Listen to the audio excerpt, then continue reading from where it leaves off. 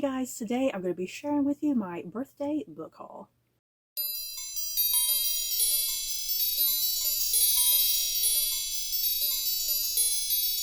There is nothing I love more than going to Barnes & Noble on my birthday and going perhaps a little too nutty with my book buying. Whatever. I have a problem. It's okay. In this video I'm going to be sharing with you guys everything that I bought on my birthday book haul extravaganza. Let's see. The first two books that I'm going to share with you guys are actually books that my sister purchased because she came along with me for my shopping trip at Barnes & Noble. So these first two books are actually hers, but when I was looking through her books that she had gotten, I was like, those both sound really good and I would like to read them in the future. So I'm going to go ahead and put them as part of this haul, even though they're technically my sister's, but they're still books that I plan on reading sometime in the future. First up is A Tempest of Tea by Hafsa Fazl. I think that might be how it's pronounced Hafsa Fazl.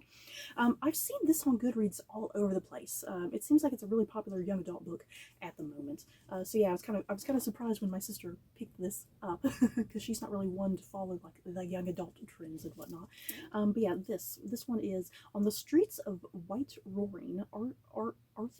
Arthi Casimir is a criminal mastermind and collector of secrets. Her prestigious tea room transforms into an illegal bloodhouse by night, catering to the vampires feared by society. But when her establishment is threatened, Arthi is forced to strike an unlikely deal with an alluring adversary to save it, and she can't do the job alone. Calling on some of the city's most skilled outcasts, Arthi hatches a plan to infiltrate the sinister, glittering vampire society known as the Aetherium. But not everyone in her ragtag crew is on her side, and as the truth behind the heist unfolds, Arthi finds herself in the midst of a conspiracy that will threaten the world as she knows it. Ooh. And the second book that my sister got that I'm excited to get to, it is Snow Globe by So Young Park. And this sounds really cool, you guys. Oh, I love look at the inside. It's purpley and it's shiny. I love that. Enclosed under a vast dome, Snow Globe is the last place on Earth that's warm. Outside, Snow Globe is a frozen wasteland, and every day citizens face the icy world to get to their jobs at the power plant, where they produce the energy Snow Globe needs to keep running. Their only solace comes in the form of 24-hour television programming streamed directly from the domed city. The residents of Snow Globe have everything: fame, fortune, and above all, safety from the desolation outside their walls. In exchange, their lives are broadcast to the less fortunate, who watch eagerly, hoping for the chance to one day become actors themselves. Cobham lives for the time she spends watching the shows produced inside Snow Globe. Her favorite, Go Around, starring Go Harry, Snow Globe's biggest star, and it turns out the key to getting Cobham her dream life. Because Hari is dead and Cobham has been chosen to take her place, only life inside Snow Globe is nothing like what you see on television. Reality is a lie, and truth seems to be forever out of reach. Ooh, it's like I'm getting Under the Dome vibes, like by Stephen King. Because in that Stephen King book, there's like a big old dome that comes down and it traps everybody in this community inside. So yeah, this sounds like a much more extreme version of that. Okay, so moving on to my books that I actually purchased. First up, The Tower by Flora Carr, and this is historical fiction taking place in like the 1500s, following Mary, Queen of Scots during her time imprisoned, and yeah, kind of following some of her, I guess her ladies in waiting who are with her during this time period. So it's not like told totally in the point of view of Mary, Queen of Scots. I think she's kind of just a figure in there. It's more her ladies that's being focused on. So yeah, I definitely can't wait to get to this. I love all things Mary, Queen of Scots, you guys. Next up, The Foxwife by Yangzi Chu. I believe this is Yangzi Chu's third published book. I previously read and enjoyed her first two books, The Ghost Bride and The Night Tiger. I freaking love those books, so I'm really hoping this third book does not disappoint me. What this book is about, it's kind of following like the folklore about like fox spirits and whatnot. And yeah, there's like a mysterious woman in this who I'm assuming is probably a fox in disguise. She's posing as a woman, but she's like this spiritual folkloric fox, I imagine. And yeah, there's like a big thing with like this family in here, and for some reason their family is cursed, and before all of their their heirs, like the male heirs, all of the male heirs die by the time they hit their 24th birthday for some kind of weird reason. So yeah, there's a lot of interesting things going on here. I think there's some big like murder investigation in the background as well. So yeah, in typical Yangtze Chu fashion, there's kind of a lot going on, but I'm assuming everything kind of ties in at some point to make some sort of sense. So yeah, super excited to get to this.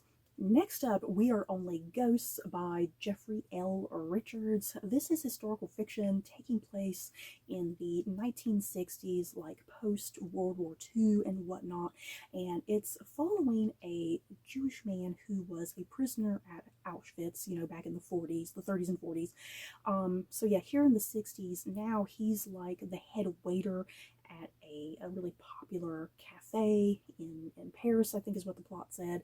And yeah, walking into the cafe one day is a former Nazi officer who it sounds like he had some sort of affair with while he was imprisoned, you guys. And it sounds all sorts of scandalous and tragic and harrowing. I cannot wait to get to this book, dear God. Next, What Feasts at Night by T. Kingfisher, and this is book 2 in this particular series. The very first book in this series was What Moves the Dead, and that was like an Edgar Allan Poe retelling of the fall of the House of Usher. I loved What Moves the Dead, so when I found out that T. Kingfisher was producing another book in that series with the same characters, I was like, oh hell yes, I am on board, I need to get this. And yeah, super tiny, can't wait to get to it. I really hope this book is just as fabulous as the first book. Next up, Sisters of Fortune by Annalee Hubbard, or something like that. This is Titanic historical fiction, if you cannot tell, following 3 sisters, if I'm not mistaken. Yes, 3 sisters who are on the Titanic, and are they all going to get out alive? I'm not quite sure. It does seem like a big chunk of this book is on the Titanic itself, but I'm thinking there's going to be a big chunk of it also that takes place like after, like the aftermath. So yeah, I don't really want to kind of read too much of the synopsis and get overly spoiled, but yeah, if you love Titanic historical fiction, you might want to check this out. Next up, The Phoenix Crown by Kate Quinn and Janie Chang. This is historical fiction. I can't entirely remember what this book is about, so I'm going to read the synopsis really quickly here. We take place in San Francisco, 1906. In a city bustling with newly minted millionaires and scheming upstarts, two very different women hope to change their fortunes. Jenna, a golden-haired, silver-voiced soprano whose career desperately needs rekindling, and Su Ling, a petite and resolute Chinatown embroideress who is determined to escape an arranged marriage. Their paths cross when they are drawn into the orbit of Henry Thornton, a charming railroad magnate whose extraordinary collection of Chinese antiques includes the fabled Phoenix Crown, a legendary relic of Beijing's fallen summer palace. His patronage offers Jenna and Su Ling the chance of a lifetime, but their lives are thrown into turmoil when a devastating earthquake rips San Francisco apart and Thornton disappears, leaving behind a mystery reaching further than anyone could have imagined, until the Phoenix Crown reappears 5 years later at a sumptuous Paris costume ball, drawing Gemma and Su Ling together in one last desperate quest for justice. Yes, that sounds so good. Next up, Neferura, The Pharaoh's Daughter by Melania Evans. I'm probably butchering that, you guys. I'm about to probably butcher some more right here, but this sounds so good. Neferura, princess and high priestess of Kemet, knows her duty is to her people. When your mother is the great pharaoh, it is hard to forget, but Neferura's unique position at court comes with high stakes for her country, especially when she's forced to serve her vile half-brother, a man determined to stop Neferura's potential rise. Peace, it seems, never lasts for women who will power in the open, especially when they cross a vengeful man. When Neferura overhears Tutmosis' plan to end her mother's rule, she knows he must be stopped no matter the cost. The discovery of a mysterious tattooed wise woman and shadowy network of spies offers an uneasy alliance, but the wise woman wields more power than Neferura knew possible. Power with the potential to rival her own. Neferura must decide where her loyalties lie and how much she's willing to sacrifice to protect the people she loves before everything crumbles at the hands of a tyrant. Ooh. So yeah, my question is Neferura a real a real a real princess? I'm curious. I need to do more research when I get around to finally reading this book. I need to kind of do a bit more research on like Egyptian things, you know, Egyptian history and whatnot. Because I love Egyptian history, but yeah, I'm not totally entirely familiar with it. But yeah, this sounds super good. Next up, Young Elizabeth by Nicola Tallis. Yeah, the little subtitle here, Elizabeth I and Her Perilous Path to the Crown. This is historical nonfiction, and it's about the young Elizabeth I before she becomes queen. Pretty much everything prior to that. I can't wait to get to this. I love the story of young Queen Elizabeth I before she is queen because it's so just incredible and tragic and just all sorts of what if questions, you know? Like, this is a woman that really was never going to be queen until just everything just kind of fell in line to make her queen, essentially, you know. And it is just such a fascinating story with Queen Elizabeth I. And like I said, I love the origins of her when she is a young woman, like a teenager and whatnot. Yeah, if you are like me and you love the origins of Queen Elizabeth I, definitely go check out the Starz TV show Becoming Elizabeth. That was really great. I love that show. So yeah, I think it'd be a nice little companion piece to kind of watch that and read this at the same time. Next up, The Book of Doors by Gareth Brown. This book sounds really interesting. It's kind of like a book, like if you're a book lover, this is for you, you know, a book for book lovers. So let's see. Cassie Andrews works in a New York City bookstore, shelving books, making coffee for customers, and living an unassuming ordinary life until the day one of her favorite customers, a lonely yet charming old man, dies sitting at his usual table in the store. Cassie is devastated. She always loved his stories and how she has nothing to remember him, and now she has nothing to remember him by. Nothing, that is, but the last book he was reading, and one other he left for Cassie. But the other book, covered in faded, cracked leather, is no ordinary book. It is the Book of Doors. Inscribed with enigmatic words and mysterious drawings, it promises Cassie that any door is every door. She just needs to know how to open it. Soon Cassie is approached by a gaunt stranger in a rumpled black suit. Drummond Fox is a Scottish librarian who keeps watch over a unique set of rare volumes. The tome in Cassie's possession is not the only book with great power, but it is the one most coveted by those who collect them. Now Cassie is being hunted by the few people who know about the special books. With just her roommate Izzy to confide in, she has to decide if she will help the mysterious and haunted Drummond protect the Book of Doors and the other books in his secret library's care from those who would do evil. Only Drummond knows where the library is, and only Cassie's book can get them there. This is really like vague and enigmatic. I'm totally here for it. I can't wait to see what, like, kind of more of what's going on. It sounds like some really interesting world building. Next up, Anna O by Matthew Blake. This was kind of a last minute purchase for me. I kind of hadn't really heard anything about this book. I had no interest in getting this book. But then, like, on Goodreads, I saw a lot of people kind of reading this all at once and doing reviews. And there's definitely kind of a 50-50 split with people who kind of enjoy this book. But the people who really like this book seem to really like it, so I was kind of really curious about it. And the synopsis sounds really fascinating too. It says Anna Ogilvy is a budding 25-year-old writer with a bright future. Then one night she stabs two people to death in her sleep. Anna, now dubbed Sleeping Beauty by the tabloids, has a rare psychosomatic disorder known as resignation syndrome. Dr. Benedict Prince is a forensic psychologist and an expert in the field of sleep-related homicides. To solve the case, he must wake up Anna so she can stand trial, but he has to be careful. Anna's a high-profile suspect, and he's got career secrets and a complicated personal life of his own. As Anna shows the first signs of steering, Benedict must determine what really happened and whether she should be held responsible for her crimes. Only Anna knows the truth about that night, and only Benedict knows how to discover it. But what they find out may put them both in grave danger.